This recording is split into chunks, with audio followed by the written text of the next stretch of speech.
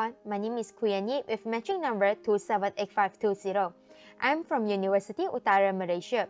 My project title is Scam Me If You Can, a Fraud Awareness Scam. My supervisor name is Associate Professor Dr. Rahayu binti Ahmad and my lecturer name is Associate Professor Dr. Masinda binti Muhammad Nasir. First of all, I will explain the background of the project. Fraud emerged as a pervasive and alarming issue in today's society, posing serious threat to individuals, business, and overall societal well-being. Hence, a game named Scam Me If You Can, a fraud awareness game, have been developed to raise awareness among university students aged 18 to 25.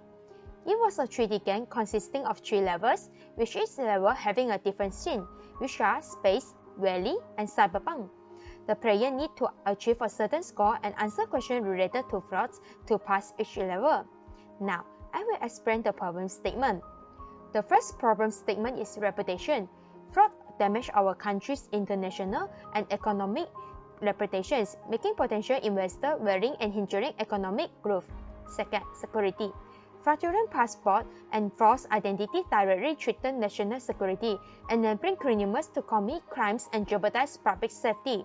Third, awareness. Lack of public understanding about frauds make people vulnerable to scam. Next, there are 4 objectives in this project. First, to identify the requirements for designing the game. Second, to design functionality and the interface of the game.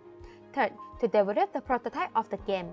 Fourth, to evaluate the usability of function in the game. Next, I will explain the methodology in developing in this game. The methodology that I use in developing this game is Game Development Lifecycle, GDLC.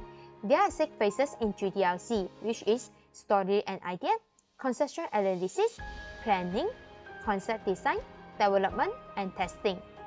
Now, we come to result and finding of this game. Based on the result, most users found Level 1 easy to pass, Level 2 medium, and Level 3 difficult. Overall, the respondents feel comfortable and satisfied with the game. The next slide will be contribution to society. This game increased awareness among university students, empower vulnerable groups, prevent and reduce fraud cases, ensure long-term impact, and offer cost-effective education on fraud prevention. Next, I will show the demo of the game. This is the main page of the game. There are 2 buttons, which are Start and Instruction buttons. If the user want to know the step to play the game, they can click on the Instruction button. Now, this is the story of the game. The user can click the Skip button if they want to skip the story. There are 3 levels in this game. The first level is Space, the second level is the Valley, and the third level is the Cyberpunk. The user can use on the AWSD keys on the keyboard to move the player. They can right-click on their mouse to shoot the enemy. If the player successfully shoots the enemy, it will explode, and the score will be displayed at the left of the bottom.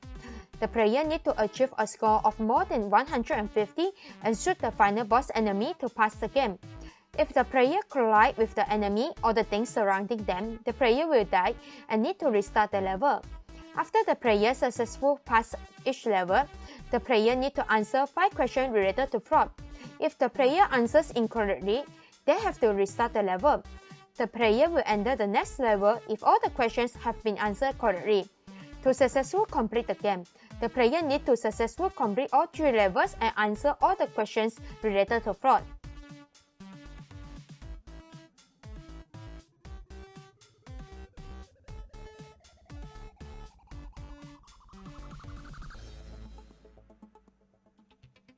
We can see that the player has successfully passed all 3 levels. These are 5 questions related to fraud after the player passed the level 1.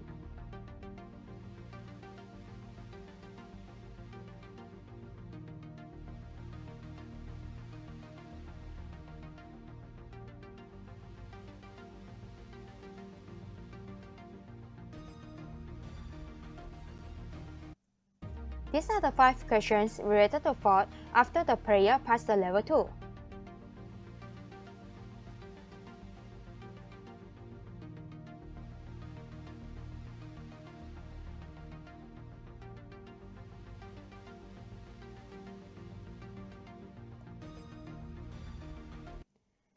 These are the 5 questions related to fraud after the player passed the level 3.